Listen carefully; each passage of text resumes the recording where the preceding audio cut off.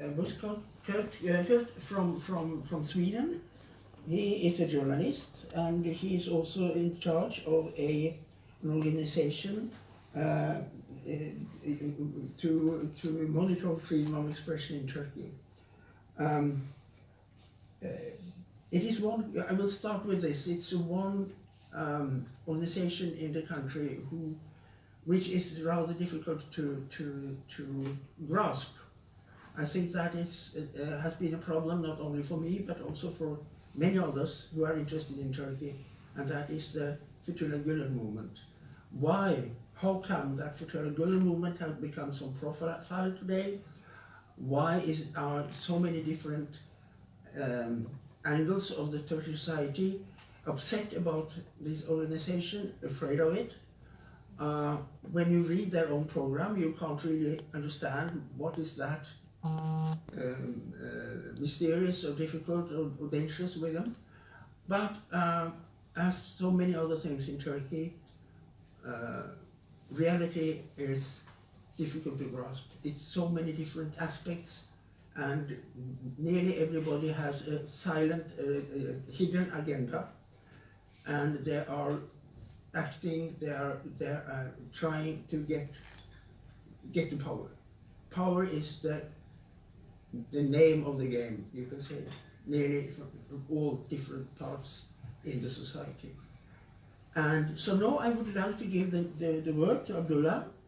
Abdullah, would you please come up and take your seat and address the audience? Yes, please.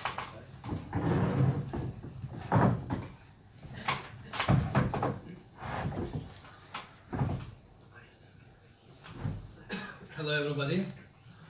Thank you, Norwegian. Thank you, Eugene, for inviting me and hosting me to speak up on the issues that I care very much. Is it okay? That's right. Much better. Well, let me go straight to the core of the issue when we talk about Turkey. There are a lot of angles to the story, very terrible story that unfolding in Turkey, of course. There is a Gülen movement on one side, there's a Kurdish political movement, Alevis, leftist group, and liberals, many stakeholders in the society. But the main story is actually Erdogan himself. He's trying to create a country in his image, which is very much based on the nationalists, maybe ultra-nationalist values, as well as very core political Islamist values. That's the main motivation behind what he does, what he has been doing to Turkey, how he has been treating to different groups in the civil society organization. And on doing this, on the way, he needs to, of course, to get rid of all the different barriers. He started with the media outlets, the journalists, and that happened a long time before the failed coup attempt. The failed coup attempt, it was just a pretext for him to railroad as a wholesale approach the media outlets, the civil society, judiciary, the foreign ministry, and all the different branches of the government. It came, I think, the main event that we saw right after June 2015 election, when Erdogan's party lost the majority in the parliament for the first time in 13 years. They couldn't form a single party government. They needed to get into coalition with others, but Erdogan didn't want that for obvious reasons, because he has a lot of things that he needs to worry about, not just from the multi-billion-dollar corruption cases, but also starting with the Syrian crisis, maybe before that with the Libyan crisis during the Arab revolutions. His government has been funding and arming all sorts of different jihadist groups, and there is a lot of documentary evidence to that effect. So if he leaves the power, even if he gives a shred of the power to a coalition partner, he wouldn't be sitting in his office. So that's why he pushed for a snap polls right after the June 2015 election. But before the snap polls on November 1st, he seized the third largest media outlet in Turkey that has two broadcasting stations. One is very much popular, especially for the opposition political parties, to raise their talking points and to convey and connect to the voters and their constituencies. They had two print dailies and one radio. It was completely decimated right before the election. Then after the election, he came after the largest national daily, which is Zaman. They had a news agency, they had magazines, they had other publications that was seized in March 2016, long before the failed coup attempt as well.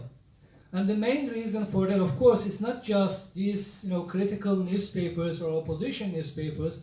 They have been publishing bits and pieces from the corruption files that incriminated Erdogan and his family members, his business associates, but also they were exposing how he has been interacting through intelligence service by breaking the Turkish laws, by the way. It's not just the international laws or the UN sanction resolutions. He needs to get rid of all this, major media outlets before he's gonna move for the main game, which is the failed coup attempt, which I believe is a false flag operation just to set up the opposition for a mass persecution. Because right after the coup attempt, his government dismissed over 4,000 judges, almost 1/3 of all the judges and the prosecutors in Turkey. That means these guys are profiled and put on the list long before the failed coup attempt. He got rid of 30% of the foreign ministry. We are talking about 500 career diplomats. Some of them served as an advisor to the presidents and the prime ministers before. Some of them successfully served in overseas postings. And in one night, they have been declared as terrorists, coup plotters, and they were dismissed by the government under the emergency decree without any effective administrative investigation, and definitely not without any judicial investigation. So it was a simple executive decision under the emergency rules. So these guys have been serving to the government with a distinguished career, and overnight they have been declared terrorists. Why? I think the same can be said in different branches of the government. For example, in the intelligence service, they got rid of close to 500 people out of 7,000. But that was long before the failed coup attempt as well, because right after the corruption investigation in December 2013, he started to dismissing some of the intelligence officers because they have been actually helping out the investigation that involved not just the Iranian national who was bypassing the sanction laws with the help of the Erdogan personally and the state lenders, but also Saudi national Yasin al-Qadi, who was at the United Nations sanction list as an Al-Qaeda financier, as well as the United States Treasury list.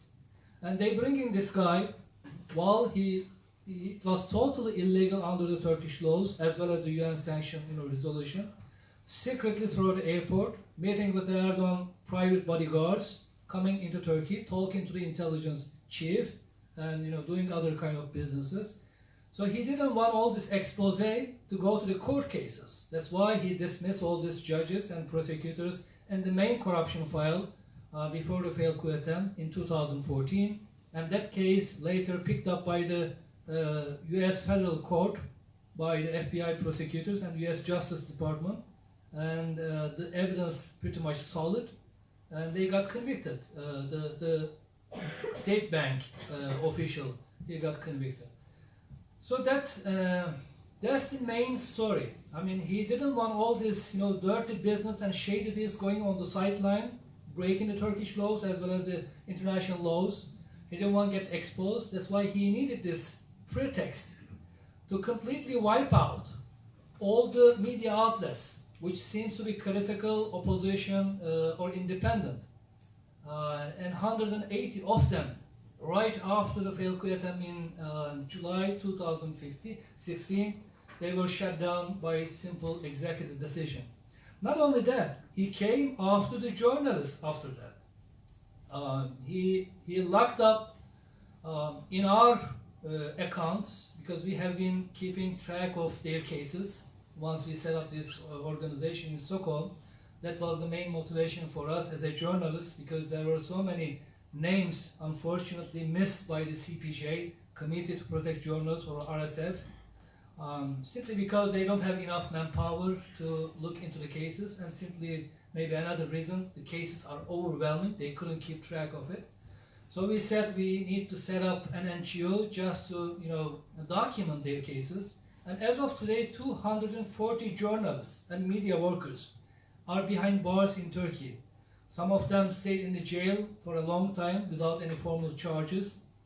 When you look at the indictment and the court papers, nothing in there incriminating except the published articles, Twitter commentaries, and sometimes, the brief speeches, comments they made in the debate programs. And after that, of course, it's very much easier for the Erdogan government to reshape the Turkish institutions, starting with the judiciary, the intelligence branch, security apparatus, and all the other different parts of the government. That's why we have seen 150,000 people were dismissed, again with the executive decision. They were branded for life as terrorists without any investigation at all. Now they're trying to, challenge and contest their cases with a commission, which is not actually working out. And now there's only one narrative in Turkey. There's only one story you hear. It is all about the conspiracy, foreign powers. They try to dismantle and dismember Turkey. They often find scapegoats to shift the blame. That's very classical template in the governance in Turkey, as opposed to accountability. If the Turkish lira comes down very rapidly, then the Jewish financiers are the blame. They are the scapegoats.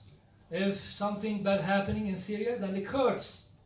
They are the ones who need to be blamed. They are the terrorists. Or if the corruption investigation incriminated Erdogan or his family members, then the Gülen movement, which is the usual suspect, of course. Unfortunately, in Turkey, Erdogan and his associates is very, crafty when it comes to pitching these groups against each other. Although all of them are getting brunt of the persecution and the crackdown in the government one time or another, and right now is actually simultaneously all of them getting cracked down and getting persecuted. But they fail to, bring together, consolidate their forces and challenge the government. So that's another, unfortunately, shortcomings that we see in Turkey, which doesn't give a lot of hope in the short run. But in the medium and the long run, I'm not actually pessimistic at all. For one, the Turkish, finances and economic underpinnings is not enough to sustain this rapid slide in the democracy. Because the Turkish economy is very much dependent on trade, outside investment. And with all this, rule of law suspended effectively, and there's only one government and one guy calling the shots in the cases, in the criminal cases, which is very much abused by the government to go after the critics, journalists, human rights defenders, academics, all sort of different segments of the society, then nobody will be, have enough confidence to invest in the Turkish economy. So it's not sustainable in the medium and the long run. Maybe another optimism will come from the very diverse dynamic of the demographic in the Turkish society. Still, we have very different groups. It's not easy to to put a squeeze on them for a long period of time. It may be rupture at one point. So I think that's why Erdogan is very much concerned, creating a paramilitary force. When that day comes, he may, as we say, burn the Rome. Perhaps push the country into a civil conflict. I hope it doesn't come to that. But he is not willing to go. Is a mission impossible to remove him through democratic channels, because the democratic system mechanism is not working. The fair and free election is a mirage. You cannot run fair and free election when all the media channels broadcasting only Erdogan government narrative, and the speech is live every day, and the opposition has practically no access to the media outlets to convey their talking points to the constituency and the voter space. And of course, at the end of the day, it is up to the judges who certify the results.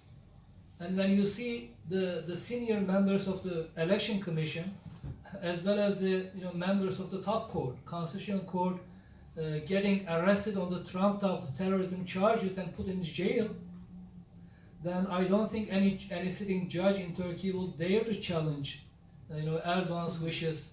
And if the results comes out in the favor of the opposition parties, despite all these shortcomings, then it will be very difficult for the judges to certify that results. We actually seen that before in local election, when the opposition party win the Ankara, the capital, but the results were changed overnight and the election commission certified that result.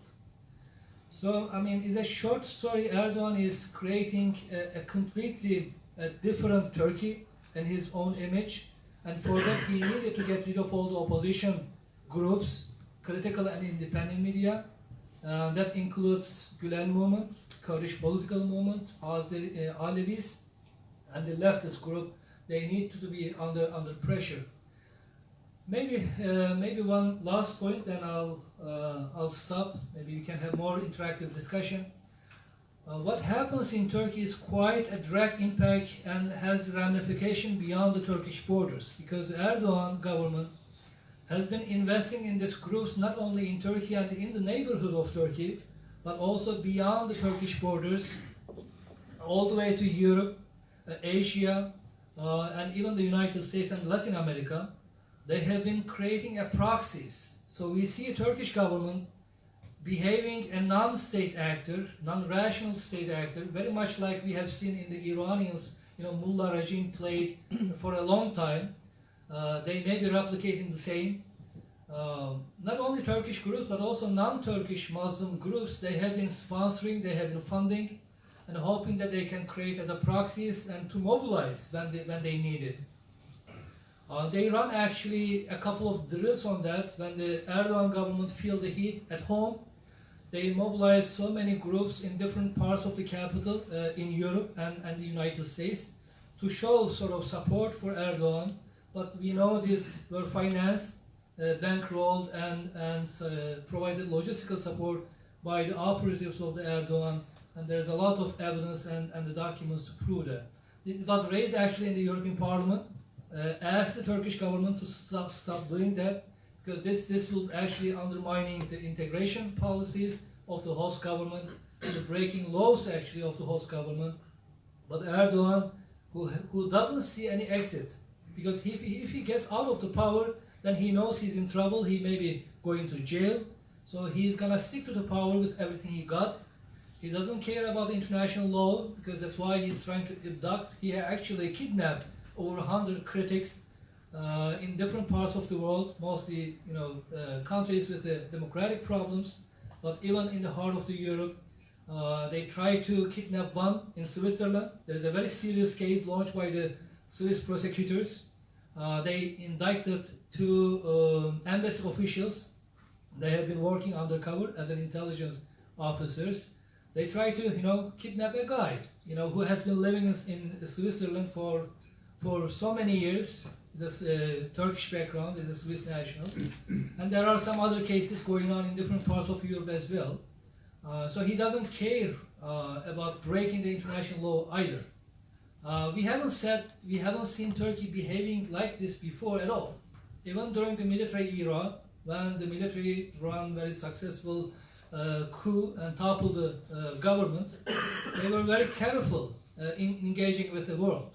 But Erdogan's case is completely different, very much spoiler role. When you see how he officers, that we have, most of them very pro-NATO, pro-Western generals, and they were replaced pro-Russian and pro-Iranian guys.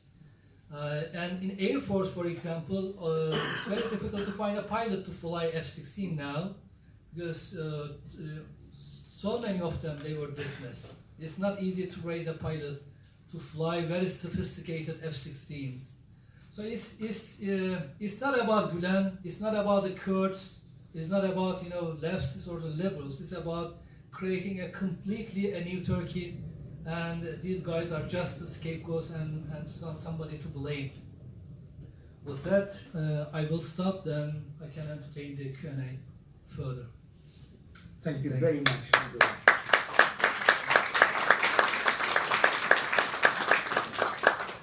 I think that what you did was very useful for all of us, because to have the whole problem concentrated into what you said helps us, I think, a lot to see how far out the ruling system in Turkey has gone. It is so shocking. I think that for us who have followed Turkey for some time, even we have difficulties to grasp how bad it has become. When I try to tell people about things like you told us tonight, most people shake their heads. They simply do not can believe that it can be so bad. But we who have been with this for a while, we know, unfortunately, that what you told us is so great. And we will come back to the Gül movement and the other things perhaps later tonight, because this, as you said, this is the core of the case.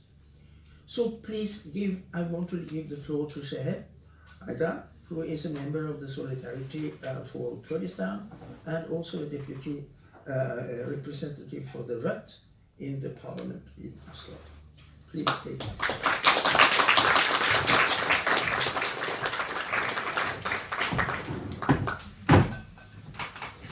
I guess, Seher, that you will concentrate a little on the Kurdish question. Yeah, the Kurdish question and the women's issue. I think it's important to point that too. Is voice okay? Can you hear me? Good. Sånn? Er det bedre? Ja. Okay.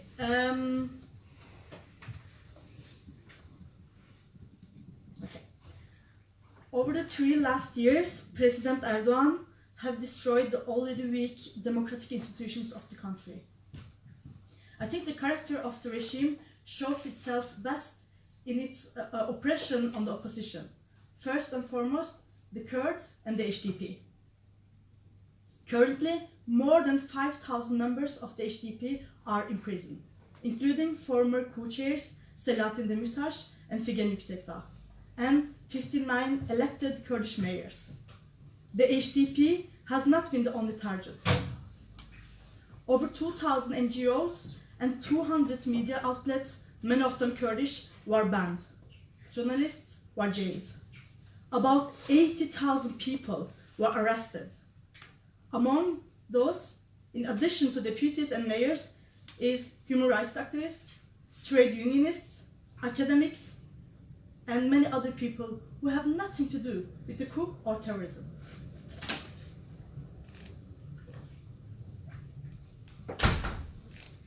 The Erdogan regime views anybody critical of its policies as traitors, terrorists, and enemy of the state. And I want to say a bit more about HDP, because the crackdown on HDP is going even worse now, because it's local elections in March, and local elections for Kurds, all types of elections for Kurds means even more oppression by the government. And it's not only Erdogan, it can be any government in Turkey.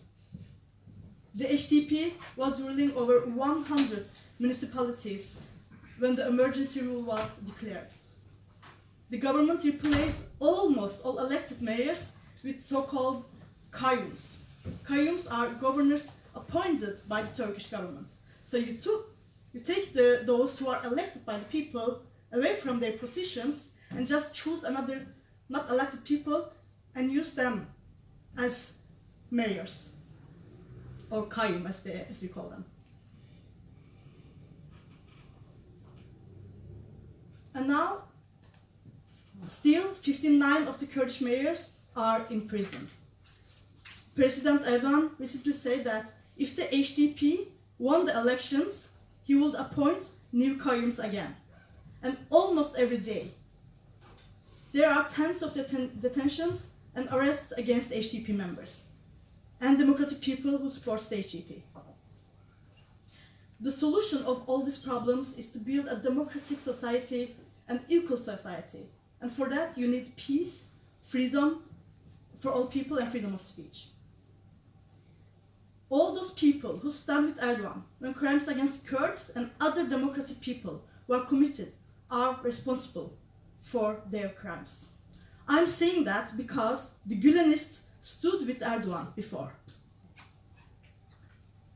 A broad wave of arrests against democratic politicians was observed in the KCK operations in 2009. The operation was targeting Kurdish politicians and activists. Today's operations is the extension of this. There were big operations at that time too. Thousands of academics, politicians, and women's activists was arrested. The Gülenists who carried out these operations then are in prison today as members and leaders of a terrorist organization. The day always comes when those who abolish democracy, those who trample on law, find themselves in need of democracy and law more than anything else. Those who carry out these operations today will end up feeling this way too. And I think this is why everybody, also those who are close to the power, need to stand for democracy, freedom of speech, and equality for everybody. Nelson Mandela once said, "If you really want to know about the Turkish government, be a Kurd for 1 hour." After the elections in 2015, when the HDP crossed the 10% threshold, the military attacks against the Kurdish cities started. Turkish military and police forces killed hundreds of people.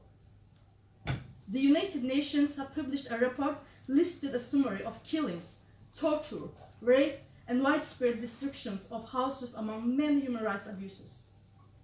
The report by the UN details operations by the Turkish military and how it was affecting and a half million people from their homes from mid-2015 to the end of 2016. And it's not only killing the people, but also destroying their cities, their homes.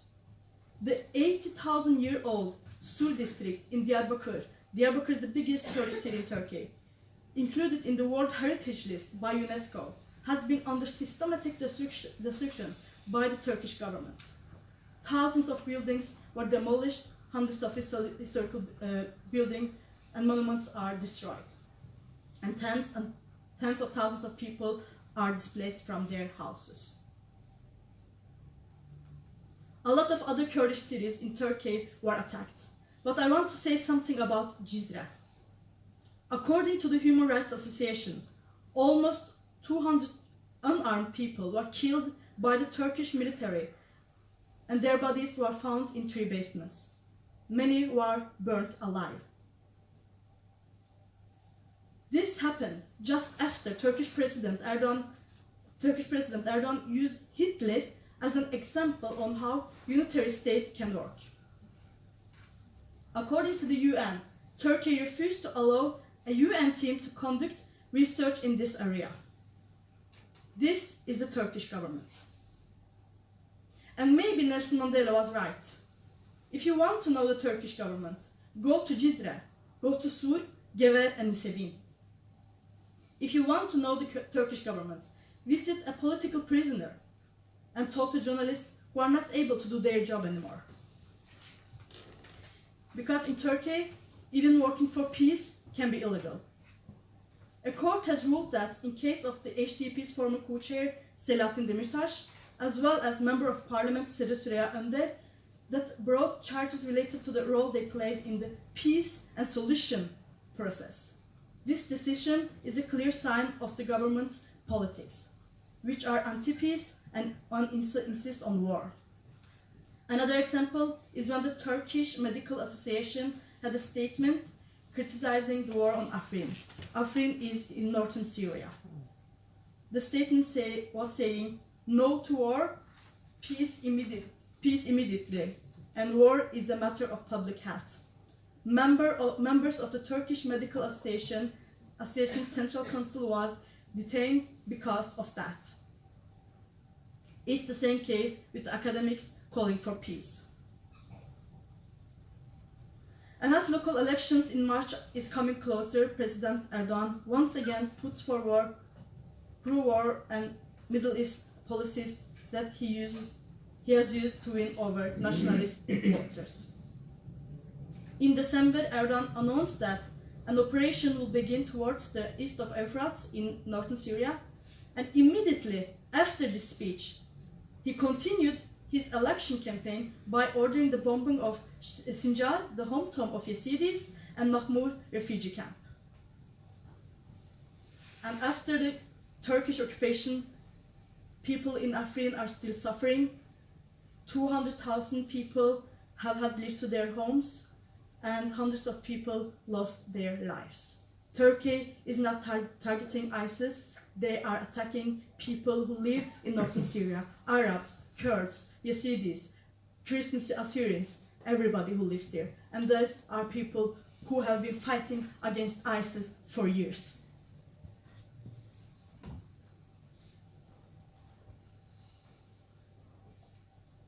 Another way Erdogan tries to oppress and control people is by public curfews.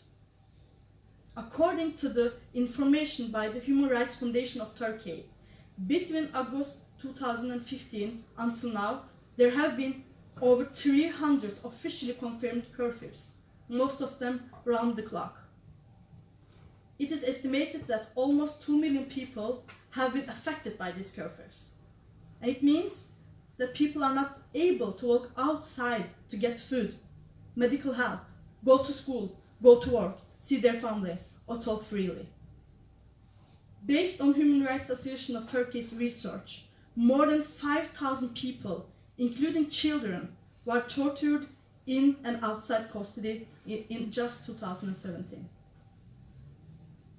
And I want to use my last minutes to say something about the situation for women, because in this kind of panels, everybody talks about the parties, the mans, those who are ruling, but what's happening with the half of the population?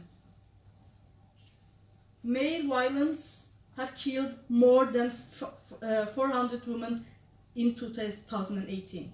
Since Erdogan has decreased the level of democracy and increased his power, we have seen a boom of men's violence against women in Turkey.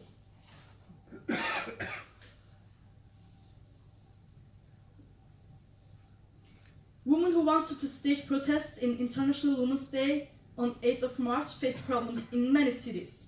Women's protests events were banned in several cities, and more than 30 women was taken in custody. The police used physical violence against women who wanted to stage protests in Istanbul and Diyarbakir on International Day for the Elimination of Violence. So at the same time as violence against women is continuing, women activists are being arrested in Turkey. Women have been the forefront fighting Erdogan and his attacks on democracy.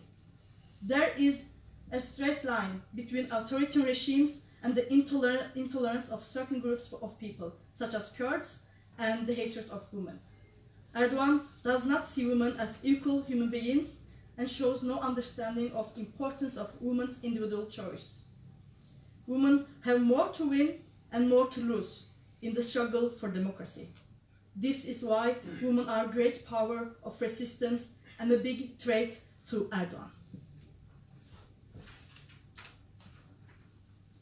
Leyla Güven. She is a Kurdish MP, a women's activist, and she has been in prison for over a year. She has started a hunger strike in prison to break the isolation imposed on the Kurdish leader and thinker Abdullah Öcalan on İmralı Island. Öcalan has been held in İmralı prison for 20 years. His last meeting with his lawyer was in 2011. Leyla Güven is in her 78th day of hunger strike. More than 250 political prisoners have started their own indefinite hunger strike in solidarity with her. And today I heard that she is in a coma now. In situations like that, international solidarity is more important than ever. Norway as an ally with Turkey, has responsibility. The Norwegian government knows that Turkey burned people alive, that journalists are being jailed, and the conditions of human rights. They know it, and they are accepting it. I think we should hold our government responsible of who they are supporting and who they are selling weapons to.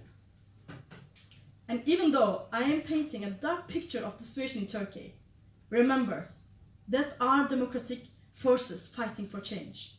And remember, all authoritarian and totalitarian regimes have fallen at some point. Thank you.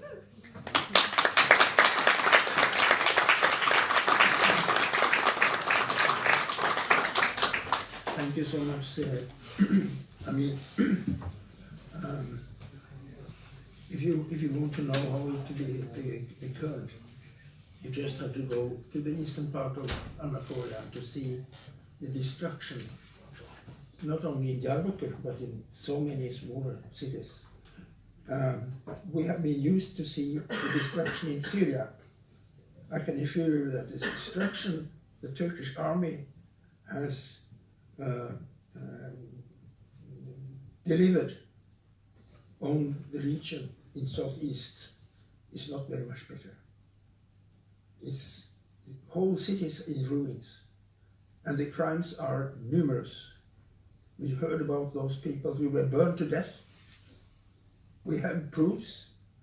During this operation, people in the cellar who were burned to death used their mobiles to tell the world what was happening to them. And nobody lifted an eye in Europe. They little protested. As you said, our own government, they are still selling their weapons to these murderers in Turkey. And, things get even worse and worse and worse. And I think that all of us should give this a thought. How long can we go on in silence supporting an ally who behaves like this? So now let's go on, and I would like to invite Joakim Parslow to come to the floor. He's an associate professor at the Middle East Studies at the University of Oslo. And his specialty is the legal government, so how they think in the Republic of Turkey. Thank you, Eugene.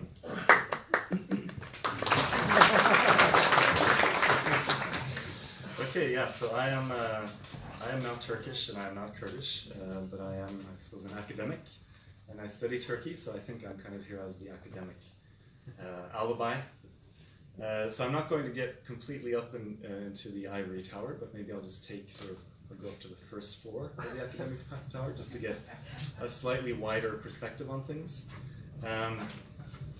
So we've been invited here by the Norwegian Centre of the Penn Association, which is an association that exists, among other things, in order to defend the freedom of expression around the world and to support writers who are being persecuted.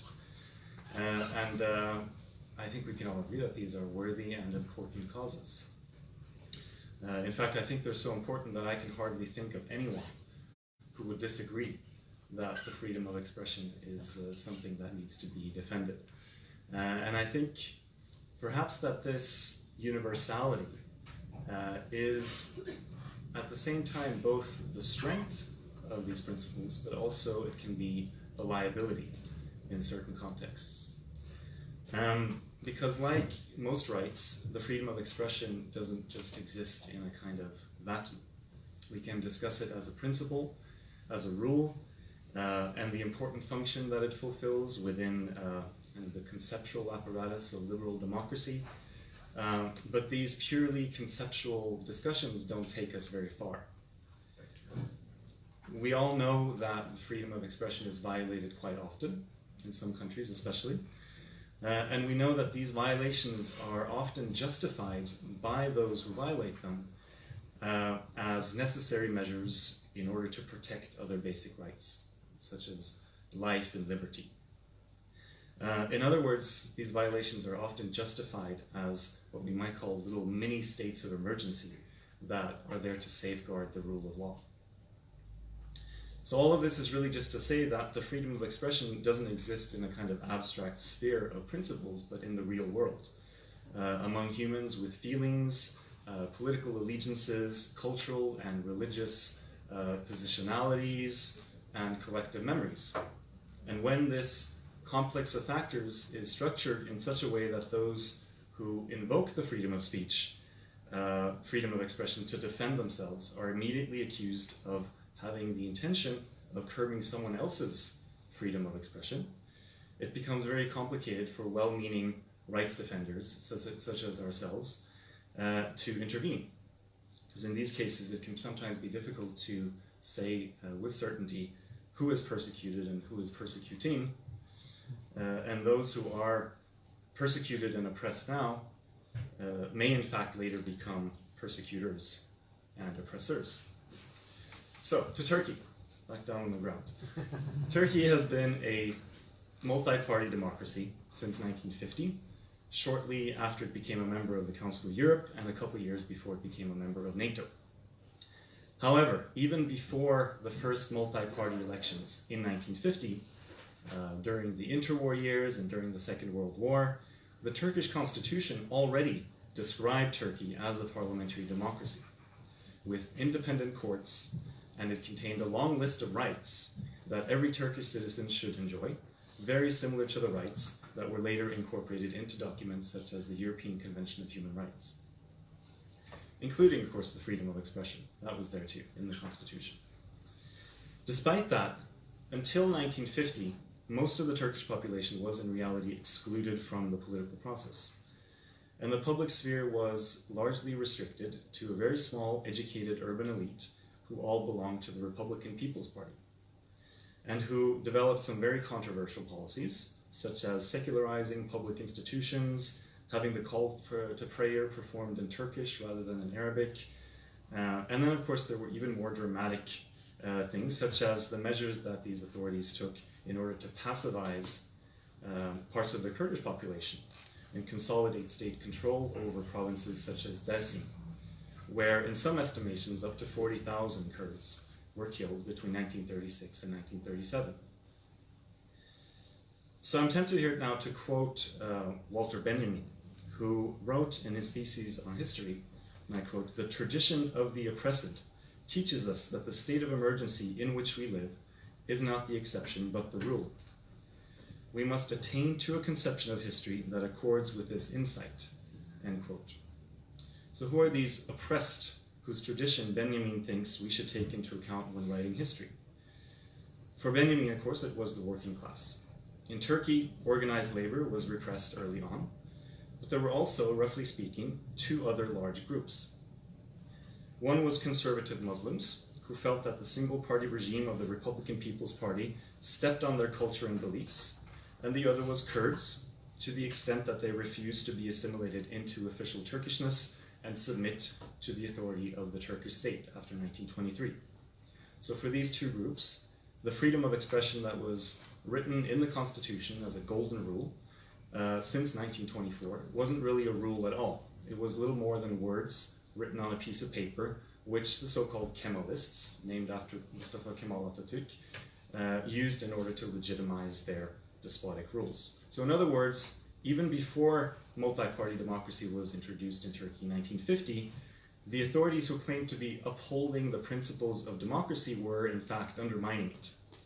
And so it's no wonder that when the Republican People's Party lost those first elections in 1950, and a new party called the Democrat Party was elected and held on to power throughout the 1950s, this new party, the Democrat Party, not only helped extend political participation to large parts of the population that had been excluded up to then, it also became a focal point for people who were angry that the Kemalist regime of the previous years had oppressed them and their culture and religion. So in other words, the Democrat Party became both a vehicle for extending rights and a vehicle for revenge against those who had restricted those rights. So by the end of the 1950s, the leaders of the Democrat Party sensed that support among Turkish voters was decreasing, and they started using some of the same abusive powers that the Kemalists had used, but they used now in order to try to prevent the Kemalists from regaining power. And this didn't work, unfortunately for them. Firing university professors and closing down newspapers did not prevent the Kemalists from taking power, because the Kemalists had sympathizers in the army. And so in 1960, some of the officers of the army carried out Turkey's first military coup, and they arrested all the leaders of the Democrat Party, and they hanged 3 of them after a scandalous mass trial. So when Turkey returned to elections again in 1961, this sense of oppression and this desire for revenge felt even more justified than before, except that now both the conservatives and the Kemalists felt like victims. The conservatives who voted for the Democrat Party had confirmed for themselves that the Kemalists were willing to suspend democracy and execute their leaders if they gained too much power. And the Kemalists, on the other hand, felt that they had given these outsiders the chance to run a democracy, and that those outsiders had proven unable to do so without seeking revenge. And so they had abused power and destroyed the rule of law. During the decades that followed, of course, the Kemalist camp and the conservative camp all diversified. They split into different parties, and of course there were also newer parties that represented more specific trends, such as Islamism and socialism, and then later still also the Kurdish rights movement. But throughout these decades, really, the party system continued to be dominated by these center-right conservative parties that claimed the tradition of the Democrat Party, including its narrative of victimhood and revenge. And this brings us to today, and to the question of who are the persecuted and who are the persecutors today. In the year 2012, Recep Tayyip Erdogan, who was then the prime minister, was famously quoted as having said to a youth group within his party, the AK Party, that he wants to create a pious and vindictive generation. Dindar ve kindar bir nesil. In fact, this is partly a misquote. He didn't say exactly that.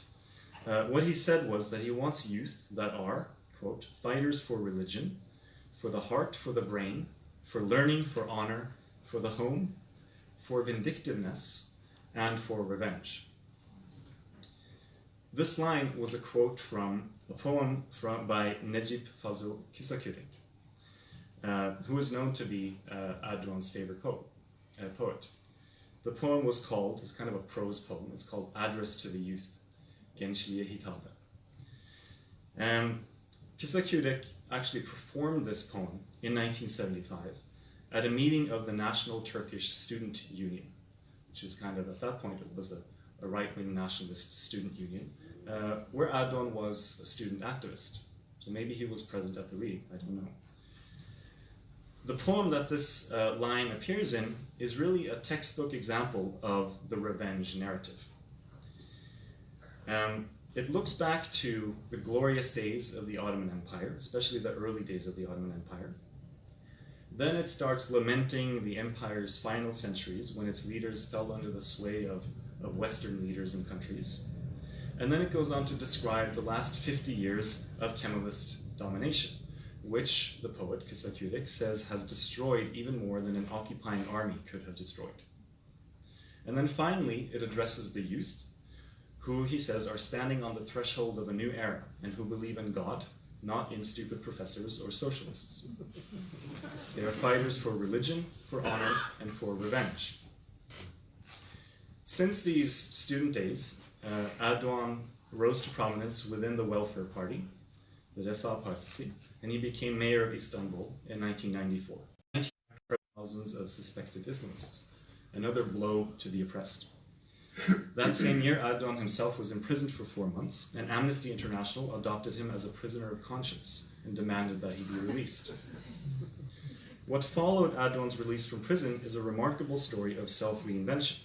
From being a representative of the vindictive youth that Kısakürek spoke of in his poem, to a liberal-minded and progressive politician who managed to bring Turkey into membership negotiations with the European Union, while at the same time significantly raising the standard of living for many Turks. This was an Erdogan that embraced the rule of rights over revenge, who pulled himself out of the narrative of victimhood and promise justice and rights for all, including his own former prosecutors. So I'm not going to go into the long and complicated story here about how Erdogan has taken advantage of this discourse of liberal democracy in order to undermine it. But I can just say that between 2003, when he became prime minister, and about 2012, Erdogan kind of surfed on a wave of support from liberals inside and outside of Turkey to reform Turkey's state in a way that could be justified as liberalization and democratization, but which in reality undermined institutions that could have guaranteed liberal democracy. In particular, I'm thinking of the courts. So Erdogan's discourse of rights has been so effective, I think, precisely because it's universal. It appeals to everyone. It appeals to Kurds, socialists, Alevis, followers of Fethullah Gülen, and secularists.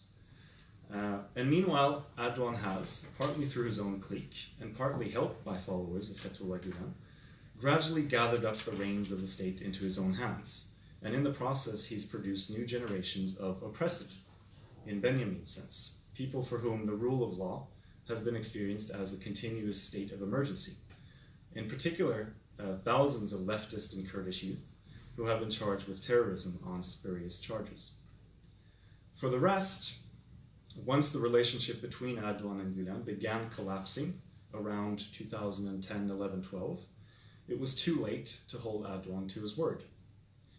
Those courts that had previously been dominated by hardline Kemalists had come to be dominated first by followers of Gülen, and then, once Erdogan began purging them of Gülenists, by judges and prosecutors who were either aligned with Erdogan or too afraid to step on his toes.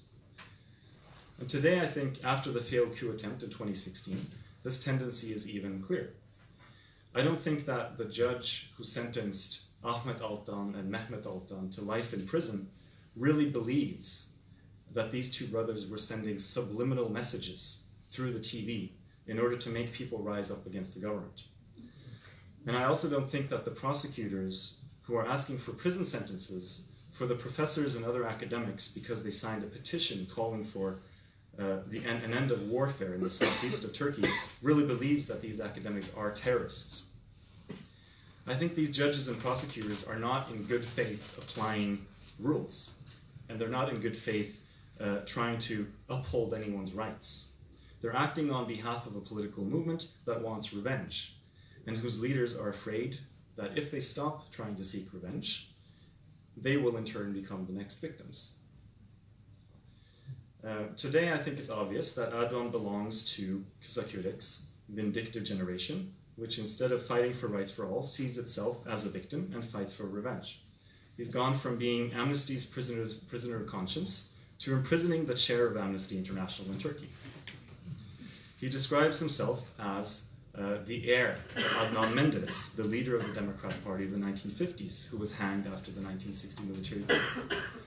His own fall from the mayorship of Istanbul to his 4 months in prison was made into a propaganda film, which was released shortly before a referendum that was carried out during a state of emergency in 2017, and which changed a semi-presidential parliamentary system to a presidential system, or some would even say a super-presidential system, in which President Erdogan today directly or indirectly controls most of the state, including the courts. So the question is, what are we to do here? I personally don't think we have any other choice than to continue to insist on rights. We have to insist that the freedom of speech be respected, and we have to continue to apply pressure. But I also think that in order for this discourse to be effective, we also have to be realistic and targeted in how we apply it. So we have to acknowledge the legitimate grievances all the different political actors in Turkey have, whether they're Kurds, secularists, or Islamists. These are grievances that are historically rooted and that continue to accumulate as we speak. While at the same time, we have to insist that the solution to these grievances cannot be more revenge. Thank you.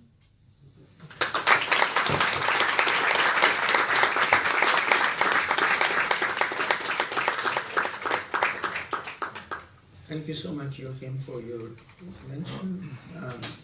I think it's very good to have also the historical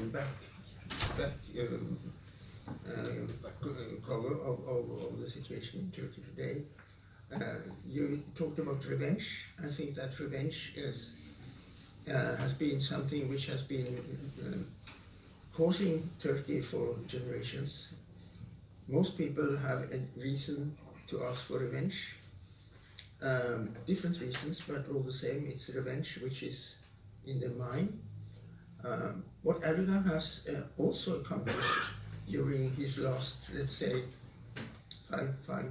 five years, is to raise the level of aggression inside the civil society to a degree which is flamboyant. It could be very well end up perhaps not in a revolution, but at least in an uprising, and be very, very bloody and very, very disastrous for the entire society of Turkey. But I'm afraid I promised you something which has not come up, and that is a description of the guerrilla movement. And since this was what I also thought should be mentioned here, I will just take 2-3 minutes to try to describe what I think actually is the reason for the situation, religious point of view. Whether the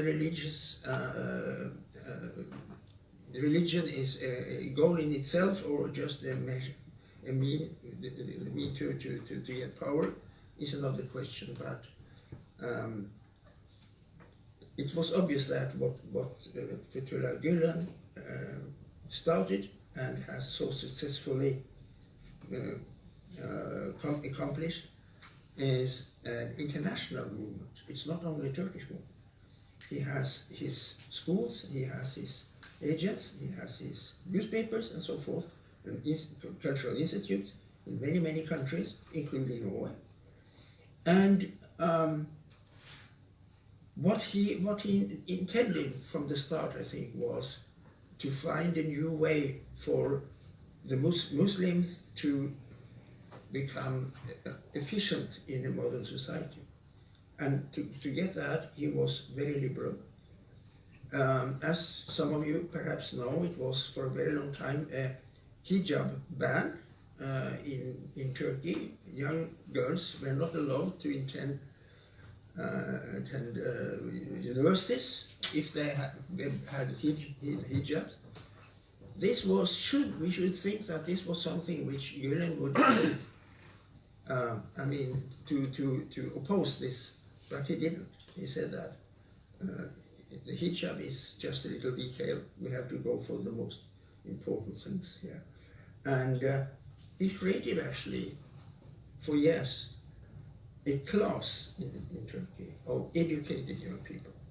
And he went into so many different parts of the society.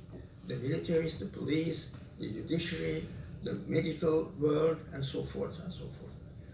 The academics. And in a way that was the opposite way to look at the future, if you regard it from the eyes of Mr. Erdogan. But for a very long time they shared goals, and they were in the best of understanding. It's many examples of how Erdogan was pricing Gülen during up to 2011 at least. And then they broke because, first of all, again, I think that Erdogan realized that Gülen was a threat to his sovereign power. And that, I think, was the main reason for this split. And of course, the communists and even the Kurds were very skeptical to Gülen because of his elitism and that he was an elitistic religious leader. So this is my humble way of describing it, and I would be very, very happy if you, Abdullah, could correct me or fill up what I'm saying. Well, thank you, Eugene. Well, pretty much sums up, general perspective of the movement. And I have been following this for some time. they have been very active on investing education. It's not just, mainly science education. Religious education may be a very small part of it in the schools that we see, but very progressive one. And that's one of the reasons I think the movement came under pressure initially by Erdogan government. Then it morphed into an open conflict, as you said, in 2010, 2011, and 13. Because if you look at the numbers and the profile of the voters who are supporting Erdogan, most of them are coming from the less educated segment of the society. This was actually announced in the public television by many senior figures of the party. When we analyze the poll numbers, as the education goes up, our support goes down. So that's why I think they see this as a threat in the future to undermine their voter base.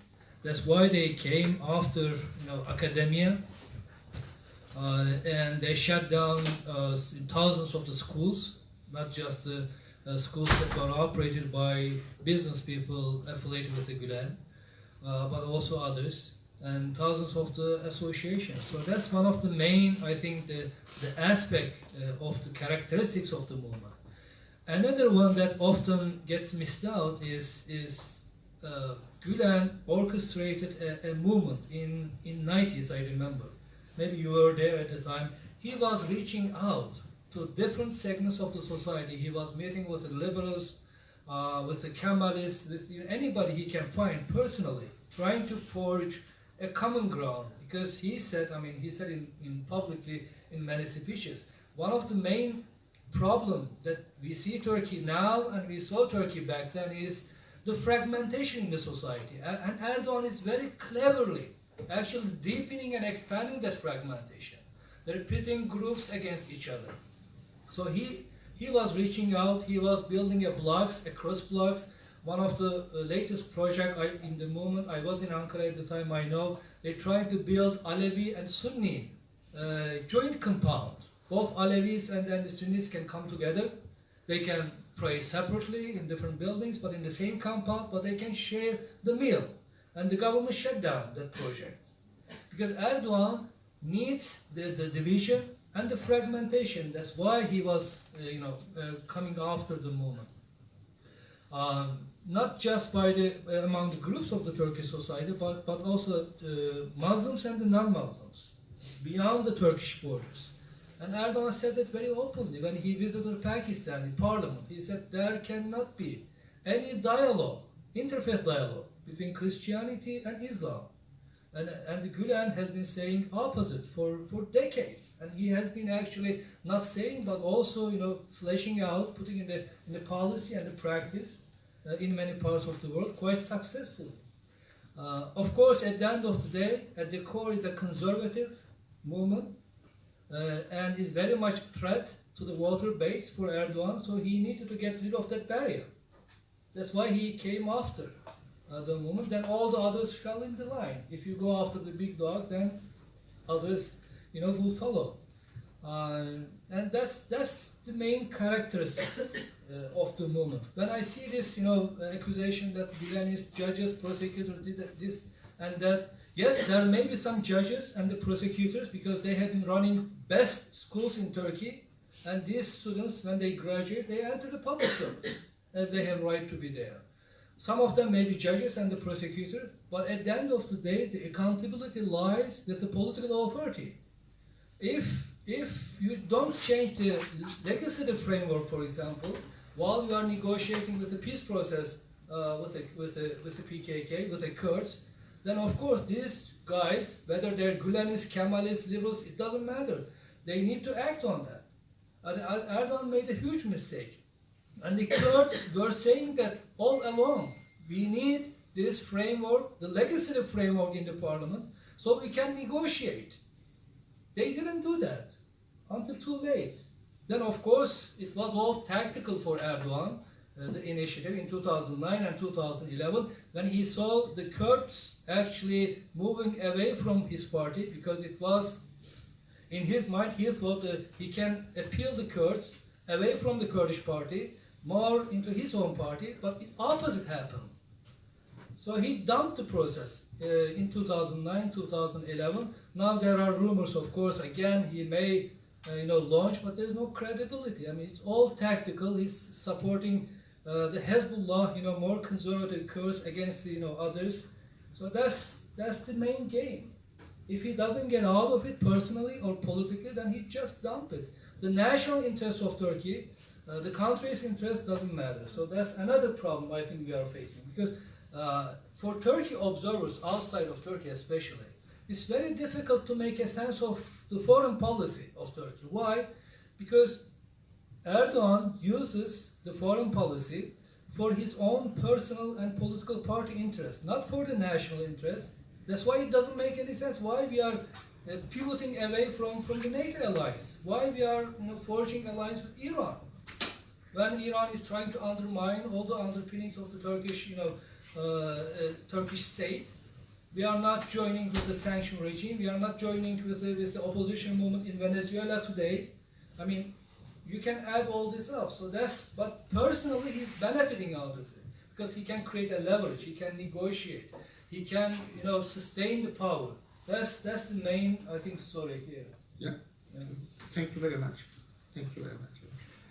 So, why don't we open up for questions from all of you? Here back, somebody.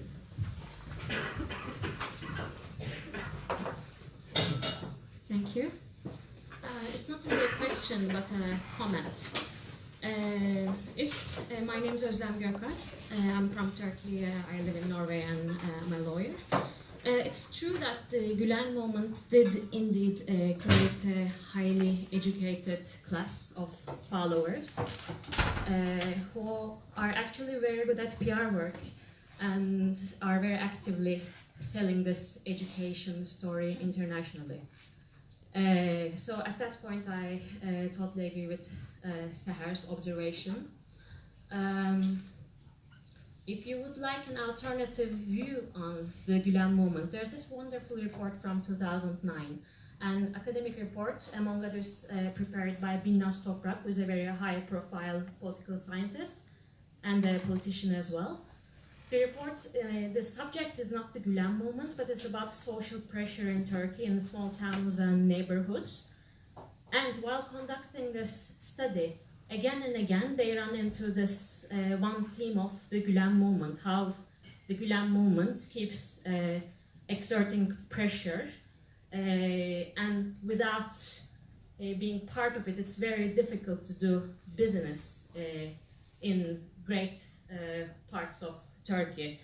And so it basically talks about both the business and educational activities of the Gülen movement. Educational, I would say, like educational quote, I think of it as brainwashing, because education is supposed to be about free thinking and questioning.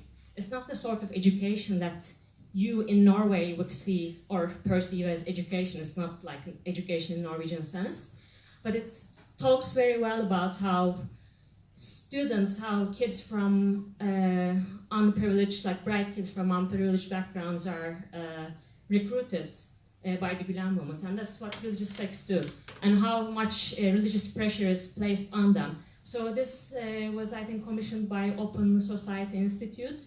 Binnaz Toprak is the lead investigator on this report. I would very much recommend just going and looking at it. It's like a long report, but the part about the Gülen movement and its business and educational activities, just 15-20 pages, very easy read. So just a comment on that.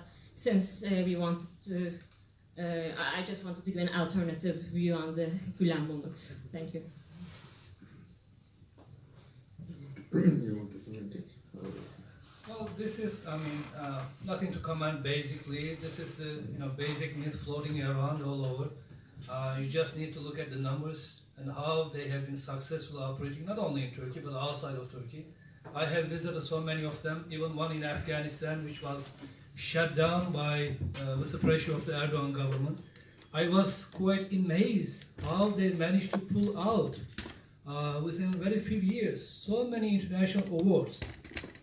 This school run by the business people who are affiliated with the Gülen movement. They have providing a huge opportunity for the Afghan kids. It's not brainwashing. They have been winning awards, you know, math, science, physics, chemistry, unbelievable stuff. So I don't agree with that. But that's the basic example of how Erdogan successfully, you know, managing to pit the groups against each other, although all of them getting cracked down and persecuted by the same regime itself.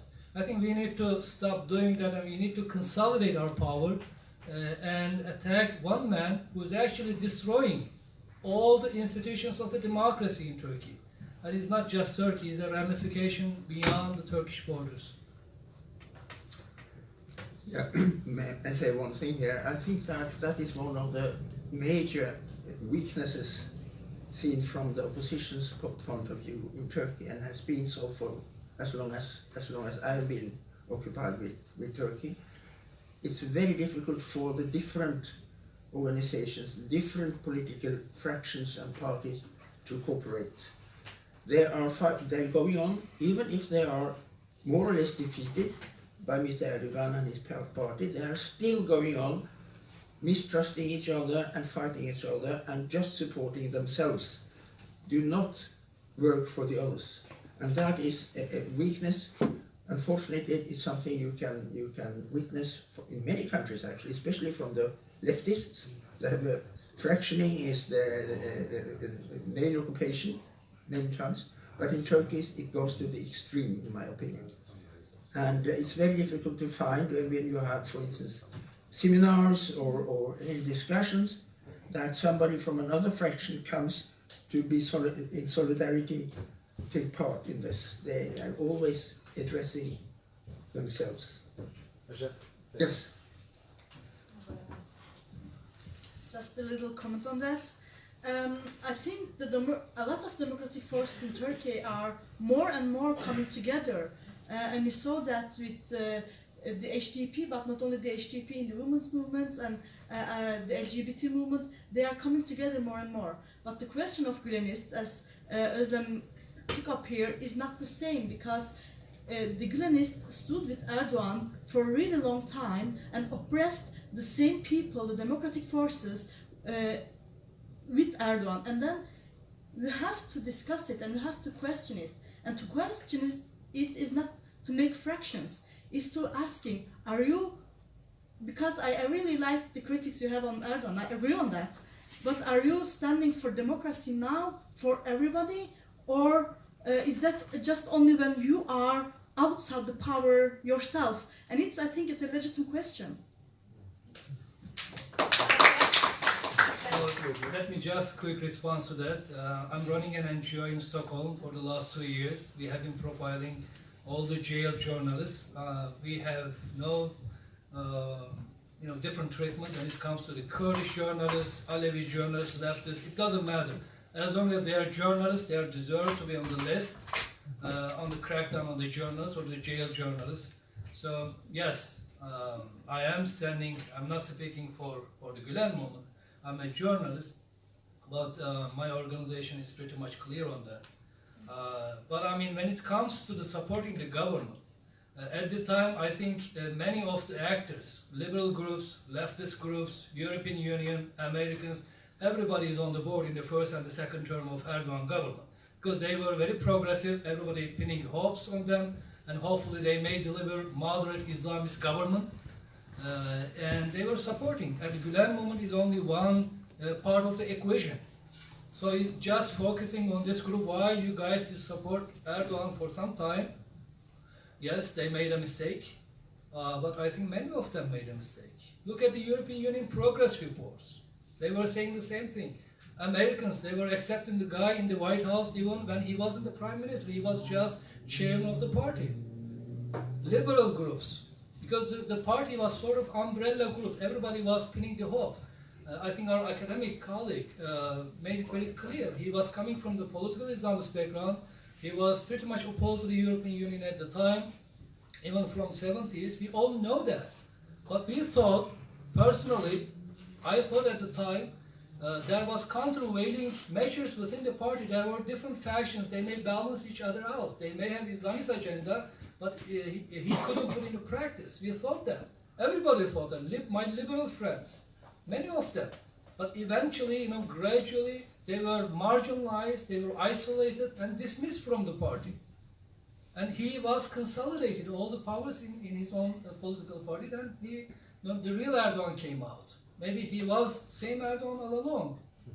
So we made a mistake, and I think many of them made a mistake by supporting Erdogan at the time. But it's very easy from the hindsight to go back and say, well, you did this and that. I think many of them have our own shares in this game. Yeah. Some other questions? I don't know. I have never understood the Gulen movement, so this seems to be an occasion.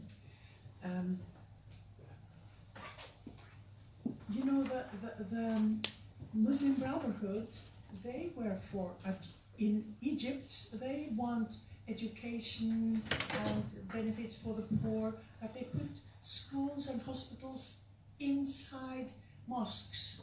That means if you are from, and they have 8 million Christians in Egypt, it means a separation and not an integration.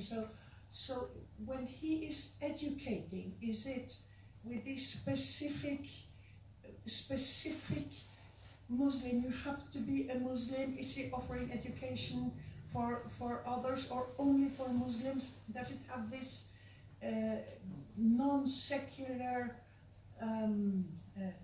touch or whatever? And so does it have this fox element of, and it boils down to another question as a consequence is, does he respect man-made laws? so to respect man-made laws which are the basis of Western societies. So this is kind of... Shall I respond? I think we have to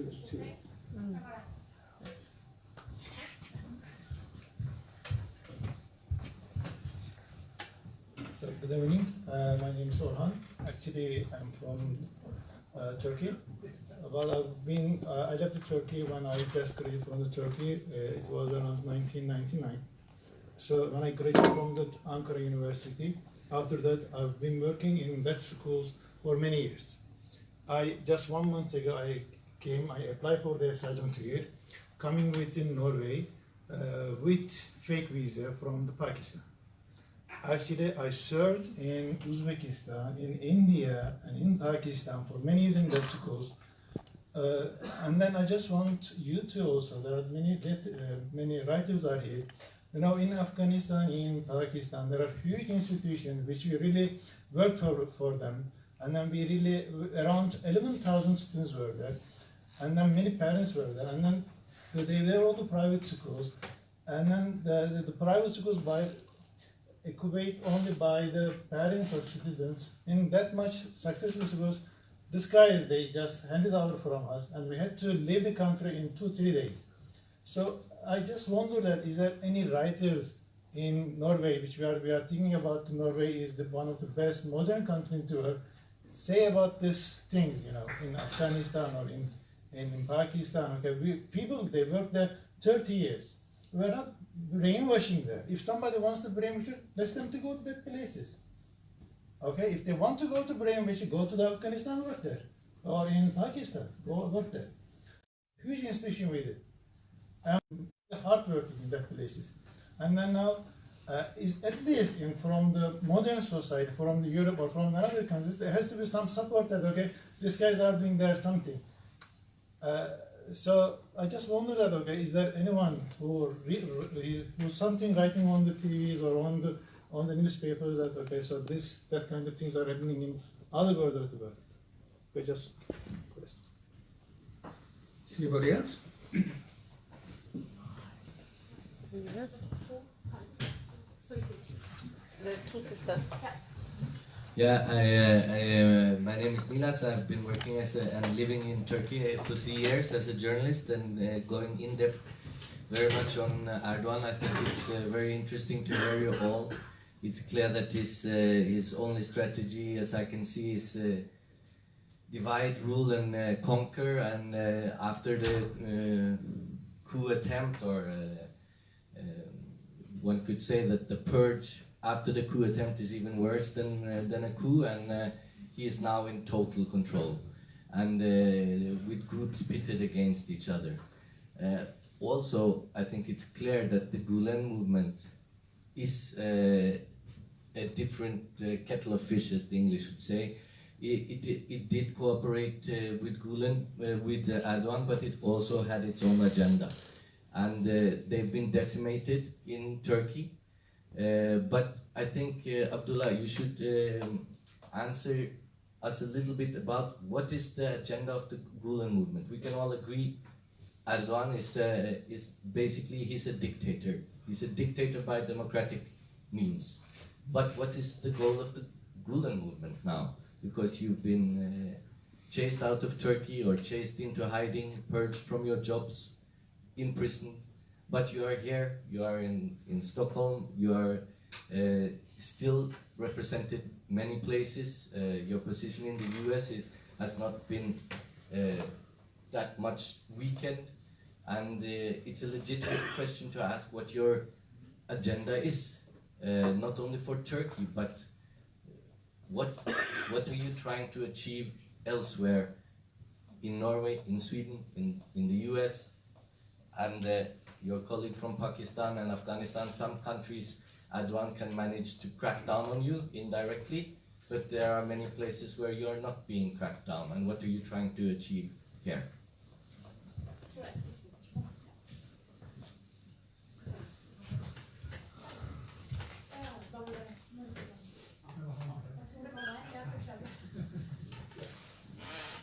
My name is Zaman. We all talk about revenge, crackdown, dictators, fighting together from 1924, even before 1915.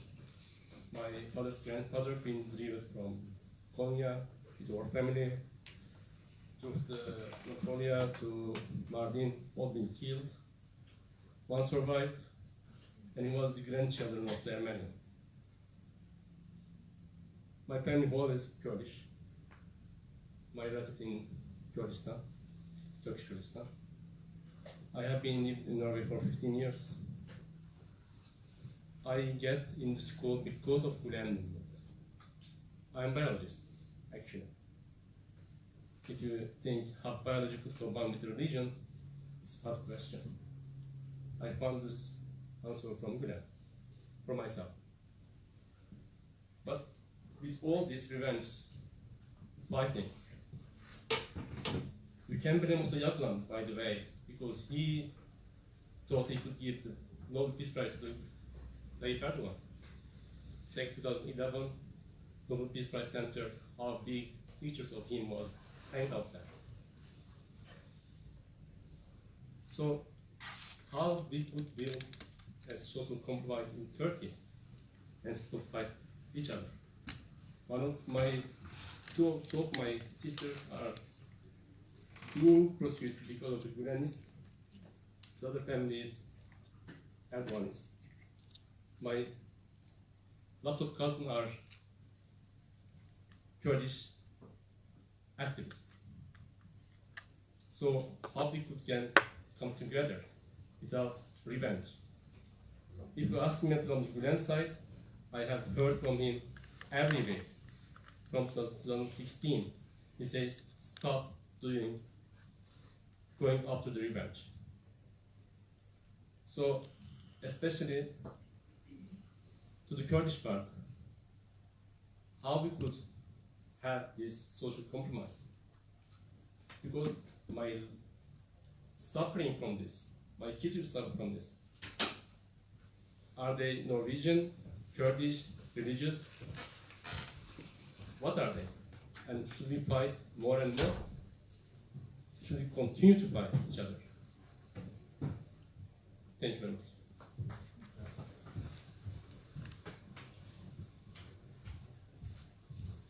Yeah, I think that we give the last remark to Abdullah, since you are Abdullah. But I want to thank you all, of course, and we'll come back to that. But Abdullah, do you have some answer to Nilas? Well, that's one of the concerns that I have. We always sidetrack. I have no problem with discussing any and every issue. I have been journalist for over 25 years.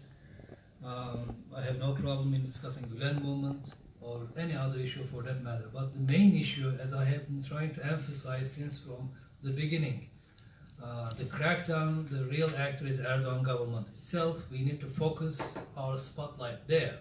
Then we can discuss all the other, a whole range of the issues. But the main issue is there. Gülen himself speaks on these issues that you ask, very legitimate question, what's the agenda? He has been saying all along in many interviews and the speeches he does on YouTube every week. Interfaith education, for one, is interfaith dialogue for one, education, because it provides empowerment, especially for the people who are coming from the disadvantaged region. That's another, I think, agenda. And maybe the most important one, he is going after the reconciliation, not just within Turkey, by the way, because the world needs that reconciliation among different faiths, different ethnic groups, and as such, and we desperately need a guy like Gülen or many others who can speak on the similar line, oppose the violence, oppose this radical bunch of the, ISIL, Al-Qaeda preachers. We need guys like Gülen. And there are many others who speak on the same line. We need to advocate this. And as a journalist, yes, I support his views on that sense. But he's a man, he can make a lot of mistakes, of course. On the mosque issue that the lady all the way from the back asked, I haven't seen the movement is actually focusing on building mosques. There are a few examples as far as I know, but almost all the schools are operating out of the mosques. But many religious groups actually building mosques in Turkey and many other places. The Muslim Brotherhood is completely different and opposite because they are much more political Islamist group, and the Gülen movement is sort of putting a distance.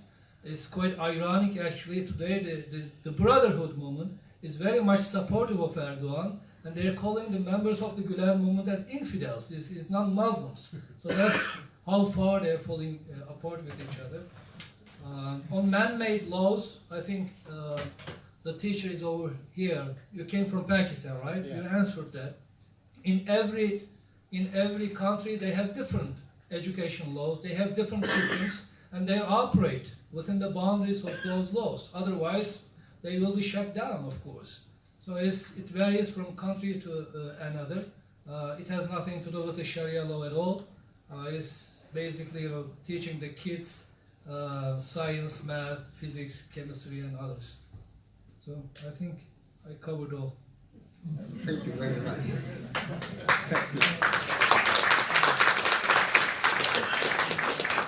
I just want to finish by saying that I'm very happy that you came to listen to us, and I'm first of all very happy and want to thank the panelists here who all in different ways made a rather good, I think, picture of the situation today in Turkey. Eugene?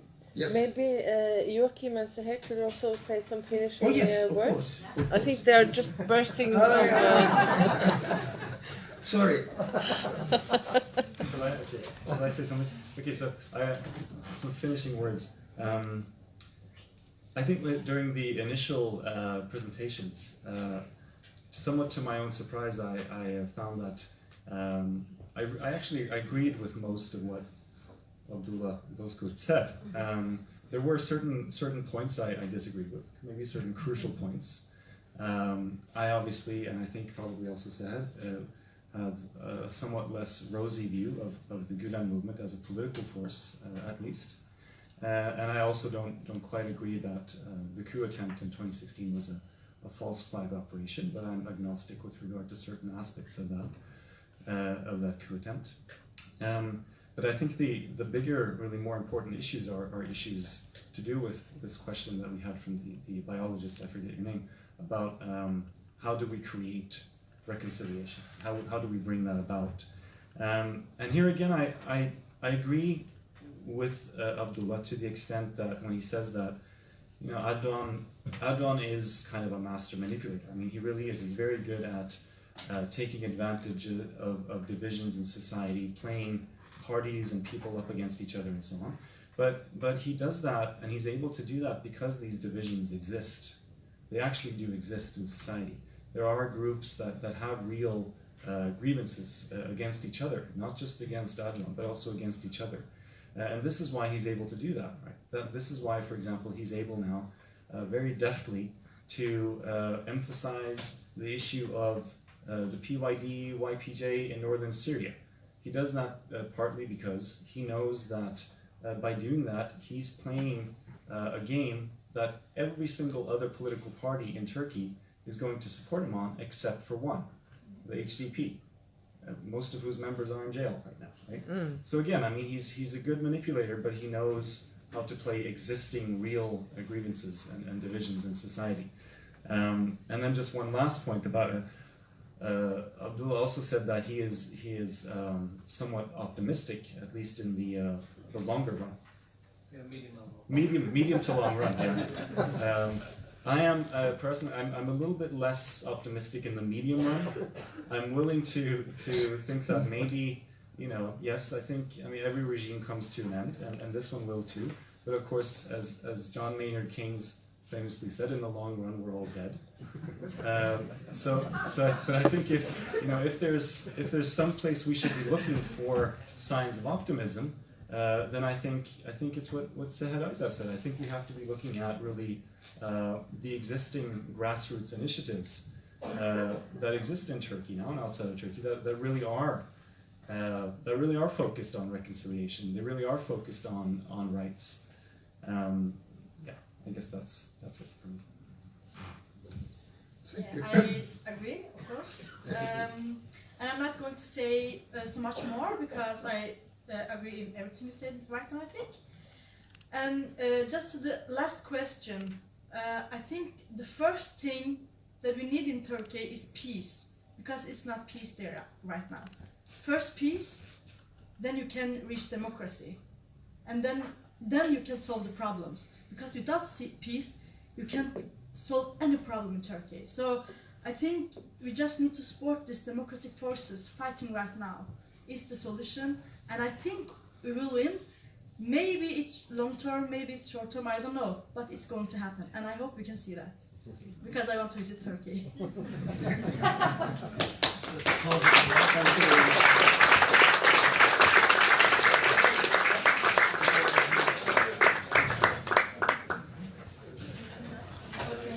On behalf of the Norwegian panel, I would like to thank the panel and the moderator, and all of you for coming. It has been very, very interesting. I hope you got some answers to all of your questions. As a present, we are giving you the anthology of cities of refuge writers living in Norway. So it's also in English.